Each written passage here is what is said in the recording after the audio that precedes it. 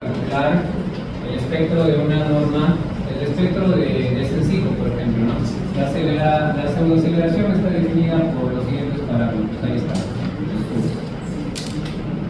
Entre el R por la aceleración. Entonces, comencemos. El Z. ¿El Z cuánto será igual? A ver, veamos el proyecto. ¿Qué dice? En el proyecto tenemos que averiguar dónde queda. ¿Qué es lo que dice ahí de verificar? ¿Qué es lo que dice acá? Voy a bajar mi... El proyecto me dice que se encuentra en Cotusco, en más Salto, ¿no? Entonces, ¿qué voy a hacer? Voy a ir a mi norma técnica de 030 y voy a ver cuál es su zona sísmica. Entonces, ojo, miren, en el examen yo ya les voy a dar el nivel de SA. No es necesario que ustedes vean esta parte ya es para sus proyectos. Lo que yo voy a hacer en el examen es darle todo esto, ¿no? Todo esto, es decir, la aceleración en metros por segundo al cuadrado. Ya les voy a dar de datos, pero para que no pierdan tiempo para calcular. Pero, ¿qué pasa si yo quiero calcular un proyecto real? Z, ¿cómo hago para calcular el Z? Necesito pedirle a mi cliente dónde quieres construir tu proyecto. Para eso, entonces, voy otra vez a las normativas, regreso y voy a la última tabla, no lo vimos con ustedes. Entonces, tengo todo un conjunto de cuadritos que tienen el nombre, la región, el departamento, la provincia y el distrito, ¿no? Al final de la norma, esto lo puedo observar en el anexo número 2. Anexo 2. Entonces, no puedo ahí, quizás me voy a demorar mucho si yo voy a buscar uno por uno. Entonces voy a colocar en la herramienta de búsqueda control F o control V y le pongo ¿qué cosa? Salvo, que debe ser lo menos típico. Entonces ahí está. La Libertad tiene una provincia llamada Cotusco. Y el Salvo, ¿qué zona sísmica es? 3. Ahí dice, ¿no? 3. No se ve. Entonces voy a bajar un poquito. Ahí. Ahora sí. Entonces, zona 3, ¿qué aceleración tiene? ¿Qué Z tiene? ¿Dónde lo veo esto? En la tabla 1. Repaso de la primera semana. Entonces voy otra vez a la tabla 1 que está en la primera parte. El libro sísmico, capítulo número 2. ¿Y su aceleración de cuánto va a ser? 0,35. Vamos por uno. Siguiente, edificio. ¿Qué tipo de edificio es? Muy bien, es una vivienda. Si es una vivienda, ¿dónde lo tenemos que encontrar en la norma? ¿En qué tabla? Sí. Lo tengo que ver muy bien. Tengo que encontrar en la tabla. Bien. Entonces, ¿cuál será el factor de U? Buscamos entonces la vivienda en la tabla 5.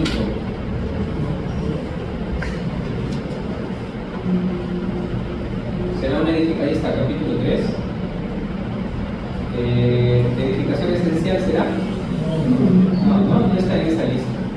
¿Edificación comercial? ¿Importante? No. ¿Cuál será?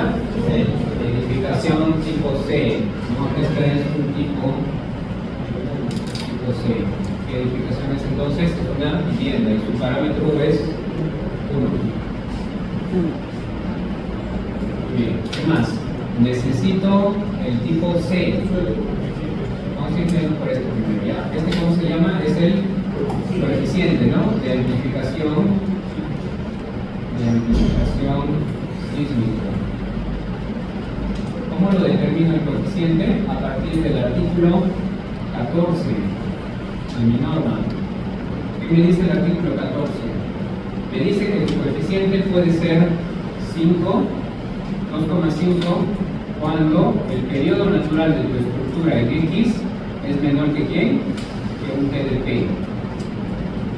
Pero tu coeficiente puede ser 2,5 por tu GDP sobre el periodo natural de tu edificio, que es calculado ahorita. Para eso sirve, ¿no? El periodo natural. Siempre y cuando el periodo natural de X esté en GDP, este es menor que igual, ¿no? Entre GDP y TDP y DTL son los periodos del suelo. Así como existe el periodo del edificio, el suelo también tiende a vibrar, y tiende a vibrar de manera poca, suelo rígido, alta, suelo flexible. Y el C también puede ser igual a 2,5 TdP por TdL entre el periodo natural de mi edificio al cuadrado, siempre y cuando mi periodo natural en X sea mayor que TD. Entonces la pregunta es, ¿dónde puedo? Porque el TdX ya lo tengo. Mi periodo natural ya lo he calculado, ahí está. Y lo he calculado bien realista, con un predimensionamiento y un metrado de cargas perfecto. Entonces es 0,254 segundos. Lo que me falta nada más es buscar los valores de TdP y de TdL. Nosotros encontramos dónde TdP y TdL se encuentran en la tabla 4. Vamos a ver la tabla 4 de la norma. Es una tabla anterior nomás. Acá está. Lo que yo les he dicho está en el artículo 14. Ahí está. Es lo mismo. Una transcripción. La tabla 4, entonces, ¿qué valorcitos tendríamos para el TdP? Primero ustedes dirían, profesor, ¿pero qué suelo es? ¿Esto quién me lo va a dar? Estudio de suelo, pues estudio de mecánica de suelos, ¿qué me han dicho para este problema? Datos. ¿Qué dicen los datos? ¿Qué tipo de suelo es? El geotecnista me ha dicho que yo he hecho mis ensayos, mis calicatas, mis ensayos de corte, mis ensayos de compresión, mis ensayos STT, no sé, el ensayo que él haya elegido, dependiendo del tipo de suelo, que no pueden usar todos los ensayos, ¿no?, para suelos rígidos y flexibles, y dice que el suelo es tipo 2. Entonces, el TdP, ¿cuánto sería? Regresamos a la tabla. ¿Cuánto sería? Bien, 0,6 segundos para suelos que vibran bajo, y para suelos que vibran alto sería 2 segundos. Bien, 2 segundos. Entonces ya lo tengo. Por lo tanto, entonces, ¿a cuánto sería igual mi C? ¿Dónde estaría cayendo mi premisa? ¿Dónde estaría cayendo mi premisa ahí?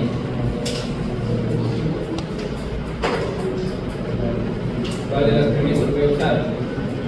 ¿Cuál de las tres? ¿Segunda? Claro, la primera, ¿no? Entonces, yo estoy viendo que mi periodo natural, que es, ¿cuánto? 0,254 segundos respecto al TdP, ¿qué cosa es? Que es de 0,6 segundos. Es menor. Por lo tanto, entonces, el coeficiente de amplificación sísmica que necesito para este problema es de 2,5. Entonces, si mi edificación fuera de más tamaño, de más altura, probablemente mi periodo sería mayor, ¿no? Probablemente si mi edificación empieza a crecer en número de pisos, esto puede llegar quizás hasta 0,7, 0,5, 0,9. Si es 0,9, entonces utilizaría quizás alguna de estas premisas. De ahí la importancia de definir el periodo natural, porque el periodo natural me va a definir cuánto es que la edificación se amplifica, cuánto más se amplifica la respuesta. Pero acá no hay problema, ¿no? Va a tener el coeficiente, digamos, de 2,5, porque es directamente menor al valor de 0,60. Muy bien. ¿Qué más necesito? El S. Este es el factor del suelo. El factor del suelo, ¿dónde lo veo? ¿Qué tabla? Muy bien, la de arriba es la tabla número 3. Y la tabla número 3 necesita de dos líneas de doble. Es una tabla de doble entrada. En una tenemos las filas dependiendo de la zona sísmica. ¿Qué zona sísmica nos ha tocado? 3. Y la columna es el estudio mecánico de suelos. ¿Cuánto es el factor de comunicación? 1.5. Entonces ahí, por lo tanto, S es igual a 1,15. Entonces están dándose cuenta que la respuesta del suelo flexible por ese estudio de mecánica de suelos va a ser 15% más. El desplazamiento va a ser 15% más bastante. Muy bien, ¿qué más? Y el R. El R, esto depende del sistema estructural.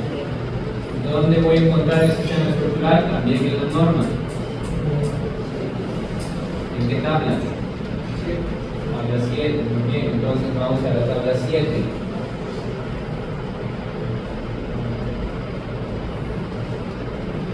Ahí está. ¿Cuál sería mi R para el sistema que estoy dimensionando? 8, ahí está 8. Entonces esta sería mi R de 8, correcto. Ahí está. Muy bien, entonces ¿ya tengo todos los datos? Sí, ya tengo todos los datos para calcular la aceleración en la dirección de X.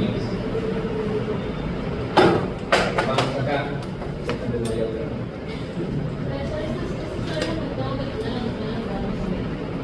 Para el proyecto sí, pero para el examen yo te voy a dar el nivel de la aceleración y la diferencia. No hay necesidad que tengan las tablas. Ahorita te voy a volver a explicar qué es lo que necesitan tener. Bueno, si quieren lo anotan, ¿no? Si quieren lo anotan, no hay necesidad. Entonces, ¿qué voy a necesitar? Voy a calcular ahora calculo la pseudo aceleración que va a tener mi edificio para el sentido en X. ¿Quiénes ingresan? 0,35, factor de zona. Factor de uso, 1. Factor de amplificación, 2,5. Factor de suelo, 1,15. Factor del sistema estructural, 8. ¿Aceleración de cuánto? 9,81 metros por segundo al cuadrado. Aceleración de la gravedad. ¿Cuánto sale?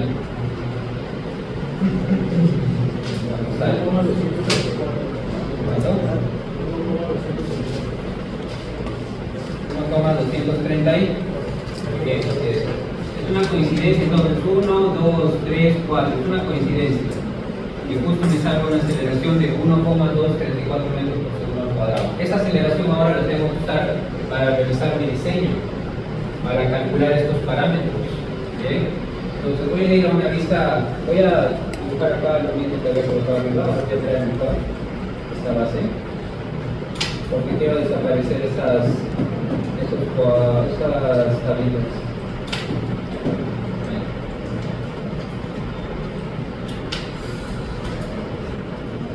Muy bien, ahí está, aprovechamos la pista. Esta es la aceleración entonces que va a sufrir la edificación. 1,234 metros por segundo. En el examen yo les voy a dar este valor para que no pierdan el tiempo analizando esto. Yo les voy a dar este valor y ustedes tienen que calcular el desplazamiento. ¿Cómo calculo un desplazamiento en base a una aceleración? Y ahí entra también el otro parámetro importante que es la frecuencia. Ya le dimos la importancia a este parámetro. Ya le dimos la importancia a este parámetro. Ahora le vamos a dar la importancia a este otro, porque esos dos son realmente importantes. Entonces seguimos por acá. Para eso voy a volver a dibujar mi pórtico. Sí, miren. Para eso voy a volver a dibujar mi pórtico. Cualquiera, ¿no? No importa si tiene 4, 3, 4, 5 columnas, no sé. Acá yo tengo 3, ¿verdad? Yo tengo 3 ya, para que se parezca a nuestro ejercicio. Este es en el sentido en X. ¿Qué pasa cuando viene el sismo y vibra?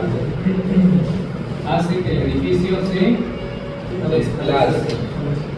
Cuando el sismo viene de la base y provoca la vibración de la estructura, ¿no? O de todo el objeto, genera que la edificación se desplace. Bien. Entonces, ¿qué fuerzas automáticamente están ahí incluidas dentro de ese movimiento, que es un movimiento dinámico? Una de ellas antes de eso, una de ellas fuerzas, no desplazamientos. Una de ellas es la masita, ¿no?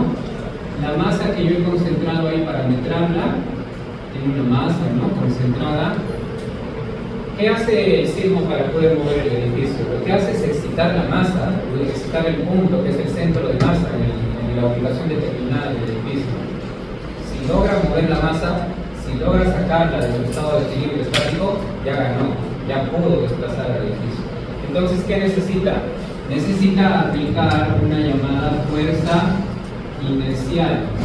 Para mover el piso, la parte superior de la losa, necesita aplicar una fuerza inercial. La fuerza inercial por el principio del Newton es igual a ¿cuánto? Masa por aceleración. ¿No? Aceleración. Pero esta sería la aceleración de la estructura, ¿no? Esta sería la aceleración que tiene la estructura. Bien. Otra cosa también, esta de acá también se llama aceleración de la estructura, porque estamos calculando de sus parámetros de la estructura. aceleración de la estructura. Entonces ustedes más o menos ya estarían pensando, ¿no? Y diciendo por lógica, ¿esa aceleración será la misma que esa? Vamos a ver. Bien, pero el edificio se va el sismo va a hacer que el edificio se mueva lo que quiera, es decir, se va a desplazar lo que quiera, 1 metro, 2 metros, 3 metros. No, ¿quién va a impedir que se desplace? ¿Qué hemos estudiado antes? Hemos estudiado la rigidez, ¿no? La rigidez es un parámetro que a partir de muchas variables permite que la edificación tenga una oposición al movimiento, evita que se desplace. Entonces, todas las columnas y las vigas de por sí en este nivel generan una fuerza opositiva, pues digamos que está en oposición, una fuerza contraria, es una fuerza S, porque esa fuerza se parece mucho a la fuerza elástica. Entonces, aproximadamente yo la podría mencionar como si fuera la fuerza de un resorte, una fuerza que se opone. Esa fuerza entonces está representada por el K, ¿con quién? ¿Cuál es la fuerza de un resorte? Desplazamiento por su rigidez. Es la forma más básica de representar una fuerza elástica. Esta es una fuerza elástica de un resorte. El resorte son las columnas, son las vigas. Esta es una fuerza inercial que se produce, fuerza inercial, que se produce por efecto de sacar al cuerpo de su estado original de equilibrio estático. ¿Qué es lo que dice Newton? ¿Qué dicen todos los demás? Que ese cuerpo, a pesar que esté en movimiento, tiene que mantener un equilibrio dinámico. Entonces, siempre la sumatoria de fuerzas en X hacia la derecha o hacia la izquierda debe ser igual a 0. Entonces, ¿qué diría? La fuerza de inercia debe ser menos la fuerza elástica igual a 0. Ese es un principio básico, sobre todo para movimientos del suelo. Debe respetarse ese principio para que la edificación esté dentro de un estado de equilibrio, pero ya no sería estático, ¿no? Sería dinámico, se mueve. Entonces, ¿qué sucedería? La fuerza de inercia es igual a la fuerza elástica. ¿La fuerza de inercia aquí es igual? Masa por la aceleración estructural. Y esta fuerza elástica es la rigidez del sistema, vamos a poner, ¿no? Rigidez del sistema y el desplazamiento del edificio también, o de la estructura, si quieren poner así, ¿no? Rigidez de la estructura también, ¿ya? Porque es lo mismo. Rigidez de la estructura, desplazamiento de la estructura. Bien, entonces, por el otro lado, yo podría expresar esto como rigidez de la estructura, desplazamiento de la estructura. Bien, hasta acá todo bien. Pero estas variables les puedo cambiar los nombres. ¿Cómo? La aceleración de la estructura, ¿cómo la podría cambiar? La podría sustituir por esta, porque al final también significa ¿qué cosa? Significa lo mismo, esta aceleración estructural, solo que estoy calculando a partir de los principios de la norma. Por lo tanto, esta sería masa por pseudoaceleración. Y la rigidez también acompañada de su desplazamiento, este se va a convertir en un pseudo desplazamiento. Las dos están volviéndose pseudos, es decir, definidas por norma, algo así. Son aceleraciones aproximadas a partir de coeficientes.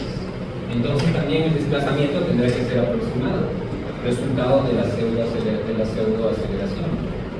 ¿Qué más puedo hacer? Estas rigideces ya las tengo, probablemente, ¿sí? Pero hay un parámetro que mejor me define cada una de ellas, que es la frecuencia. La frecuencia, por acá, la frecuencia natural en X es igual a ¿qué cosa? La rigidez estructural sobre la masa raíz. Si yo lo que quiero es despejar la rigidez, ¿qué haría? Sería la frecuencia natural en X al cuadrado por la masa. ¿Y esto lo podría reemplazar allá?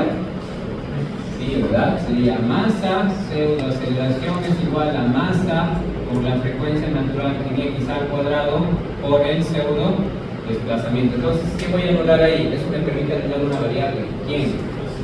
Masa, ¿ven? Entonces, ¿qué pasa con esta ecuación? Esta ecuación ya no depende ni de la masa ni de la rigidez. ¿De quién dependería nada más? De la frecuencia. ¿Y cuál de los dos ya no conozco? El pseudo desplazamiento. Entonces, el pseudo desplazamiento sería este, ¿no? El que quiero medir. ¿Cuál es el verdadero desplazamiento del edificio por sismo? ¿Cuál sería ese desplazamiento? Entonces, el desplazamiento sería igual a la pseudoaceleración entre la frecuencia del sistema en x al cuadrado. Nueva fórmula. Reemplazamos valor. Sería la pseudoaceleración en x, ¿no? 1,234 metros por segundo al cuadrado entre ¿cuánto? 24,7 al radianes por segundo al cuadrado. ¿Cuánto me sale ese desplazamiento? ¿Cuánto será el desplazamiento por sismo para ese edificio de un piso? ¿Cuánto? 0, con 3 cifras.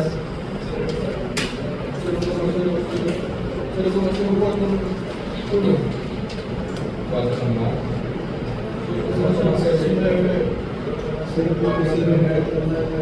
A ver, de nuevo, 0.00.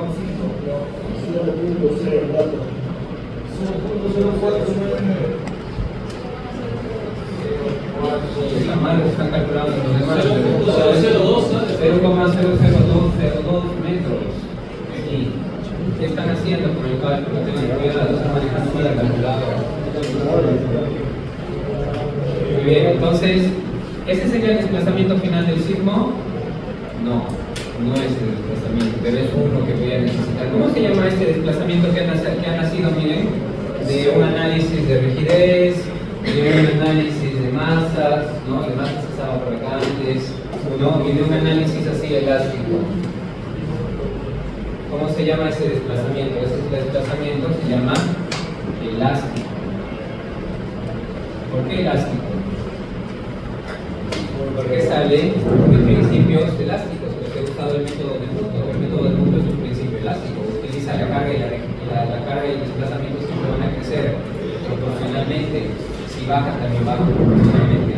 El método de metrado de cargas, es así en general, también es un análisis común y corriente, es un análisis elástico.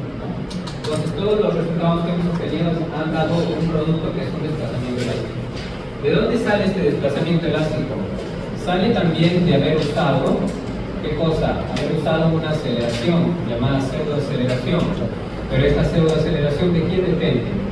Depende del R, depende del Z, depende del U, del C, del S y de la G, ¿no? Sí. Entonces, lo que la ingeniería sísmica me dice, no, tú no puedes simplemente sacar un desplazamiento elástico, porque no sería real.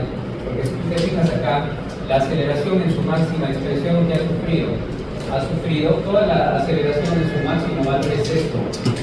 Digamos que esto representa la fuerza sísmica.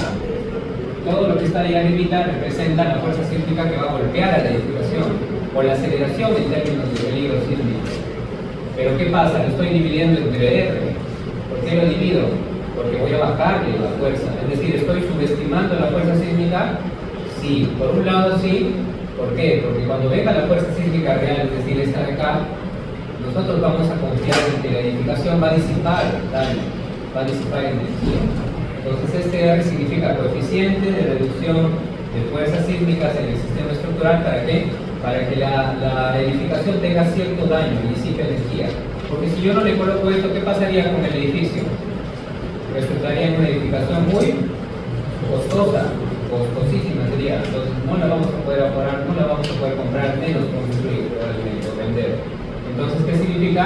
Que la norma tiene una filosofía: minimizar la cantidad de daños a partir de un coeficiente de reducción. Pero ¿qué, profesor? Si estoy utilizando una aceleración reducida, ¿cómo hago entonces para que la edificación se mantenga en pie y no colapse? Entonces, ¿qué dice por el otro lado la norma? Ah, ya, un momentito. La aceleración te la voy a reducir, pero los desplazamientos no. Los desplazamientos los voy a volver a recuperar por el valor de R. Entonces, ¿qué dice? El nuevo desplazamiento llamado inelástico será igual al S de D llamado elástico multiplicado otra vez por ¿quién? Por el R. Lo vas a multiplicar de nuevo por el R. ¿Por qué? Porque yo quiero que no, en aceleración, esta aceleración tú la vas a usar para diseñar tus columnas, tus vigas, tus placas, tus elementos de acero, tu albañilería, no sé, lo que quieras, lo vas a diseñar con esto. Es decir, de acá van a salir normales, de acá van a salir cortantes, momentos, no sé qué más, distorsiones, ¿no? Y sus variaciones y sus combinaciones, porque por ejemplo las columnas se diseñan con estos dos, ¿no? Normal y momento. Tú vas a hacer tu diseño con esto, pero en la parte sísmica no te voy a dejar que solamente calcules la aceleración, sino que en el desplazamiento, por seguridad, vas a recuperar ese R. Lo vas a recuperar al momento de transformar de un elemento elástico en elástico. Pero también no voy a ser tan conservador contigo, no voy a ser tan riguroso contigo. Tú vas a multiplicar por un coeficiente. ¿Qué coeficiente será? El coeficiente varía de la siguiente manera. Son dos tipos. El coeficiente puede ser 0,75 o puede ser 0,85. Es decir, vas a recuperar en uno el 75% de R y en otro el 85% de R. ¿Cuándo vas a recuperar el 75? Cuando tu edificio sea definido como regular. Es decir, no tenga ningún tipo de irregularidad, no tenga esquinas entrantes, no tenga un vacío de áreas en planta mayor al mínimo necesario, no tenga irregularidad por rigidez, torsión y todas las que se encuentran en la tabla número 8 y 9. Pero si tu edificio tiene por lo menos una irregularidad, entonces ya se define como un edificio irregular. ¿Dónde se encuentran las listas de irregularidades? Están en las tablas 8 y 9 de nuestra normativa. Luego lo veremos eso. Cuando ya hagamos un análisis de muchos pisos, ahí puede observar las irregularidades. Pero un piso, un raro, ¿no? Un raro también. Muy difícil. Entonces, ¿cuánto será mi pseudo desplazamiento en el elástico? Ya calculé el otro, ¿no? 0,00202 metros por el R. ¿Cuánto era el R? 8. ¿Cuánto sería el porcentaje para esta edificación? Vamos a asumir, como la edificación es una cajita de fósforos, no tiene pues aberturas, no tiene problemas con ejes que están desplazados, todos son continuos, vamos a asumir que es regular, sería por 0,75. Entonces, ¿cuánto sale mi desplazamiento inelástico? Sale 0,012 metros. Bien. Listo. Entonces, ¿cómo comparo si ese desplazamiento está correcto o no? Vamos a hacer cálculo de un factor más, que es la distorsión. En esta edificación hay un ángulo. Miren, por ejemplo, voy a medir este ángulo de esa columna. De acá hasta acá voy a trazar una línea para unirla. Sí. Y esa línea que mide un ángulo desde ese punto hasta la columna se llama teta. Este ángulo se llama distorsión. Sea teta la llamada distorsión angular. ¿Cómo puedo calcular la distorsión angular si tengo estos datos? Tengo el desplazamiento inelástico, que ahora ya va a ser inelástico, ¿no? Y tengo la llamada, ¿qué cosa? ¿Cuál es esta medida? La altura de cálculo, ¿no? ¿La altura de piso de cuánto es? La altura de cálculo en X, ¿cuánto es? 2,95, ya lo he calculado antes, 2,95. ¿Cómo puedo calcular el teta? Bien, lo puedo calcular con la tangente. La tangente de teta es igual a el desplazamiento, ya no va a ser elástico, ¿no? Va a ser desplazamiento inelástico entre, ¿qué cosa? La altura de cálculo en el sentido en X. Entonces, una cosa, ¿no?, que nos enseñaron en resistencia de materiales, cualquier ángulo pequeño que yo vea, al final termina siendo el tangente su propio ángulo. Así es, no tangente a su propio ángulo. Cualquier tangente de ángulo pequeño, porque estos desplazamientos tienen que ser pequeños. No voy a permitirme, no me voy a dar el lujo de que acá haya 50 metros de distancia de desplazamiento, ¿no? Salvo que el edificio sea más grande, ahí sí podría ser proporcionalmente a la altura, pero en una edificación pequeña pues los desplazamientos no pueden ser altos, ¿no? Entonces, en resistencia de materiales nos dijeron que con valores pequeñitos de desplazamientos siempre la tangente de un ángulo es igual al ángulo. Entonces, ¿a cuánto sería igual esto? Al pseudo desplazamiento inelástico sobre la altura de cálculo. ¿Cuánto sería entonces esto? ¿Cuánto es? 0.012 entre 2,95. ¿Cuánto sale esto? 0,004111, nada más, es adimensional. ¿Esto dónde lo voy a verificar? Entonces acá termina mi chequeo. Este es el parámetro de chequeo de la norma. ¿Dónde lo voy a ver? Lo voy a ver en la tabla 11. A ver, veamos la tabla 11. Voy a bajar un ratito eso, ¿sí? Y luego lo voy a subir para que saquen más cosas, ¿no? Y con esto ya terminamos esta parte de la sesión del día. Vamos a la tabla 11. ¿Qué dice la tabla 11? Requisitos de rigidez y resistencia. Capítulo número 5. Ahí está. Requisitos de resistencia y rigidez. Parte de lo que les dije está en ese cálculo. Miren, en el primer párrafo. Para cualquier estructura regular, los desplazamientos que han sido obtenidos de un análisis lineal elástico, que es lo que hemos hecho en toda esta parte desde la clase pasada, el grado de carga, si me quieres, se debe multiplicar por ¿cuánto? 0,75 de R. Y si es un análisis de una edificación irregular, ¿por cuánto? ¿Dónde estás? Ahí está, ¿no? 0,85. Luego, ese valor lo divides entre la altura del piso y lo tienes que chequear con la tabla 11. Entonces, ¿con qué valor lo voy a chequear? Para concreto armado, el máximo valor de distorsión angular, ¿cuánto es? 0.007. ¿Cumple o no cumple ese edificio en la dirección X? ¿Cumple o no cumple?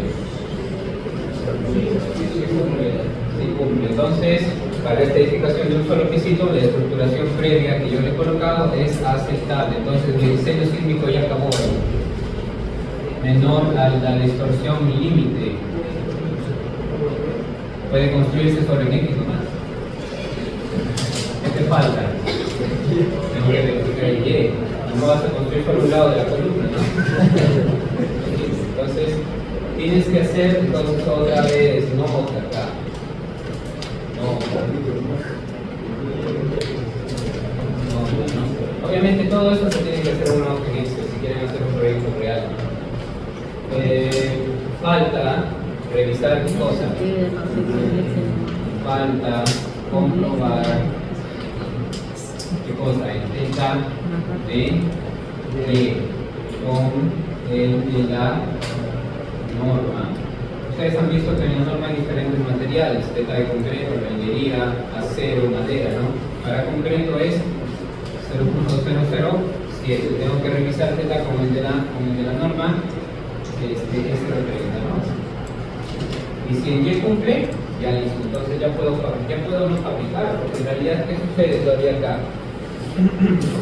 Ustedes han dado las dimensiones de su edificio. Recién van a pasar a la etapa de concreto armado, que es lo que han hecho el ciclo pasado.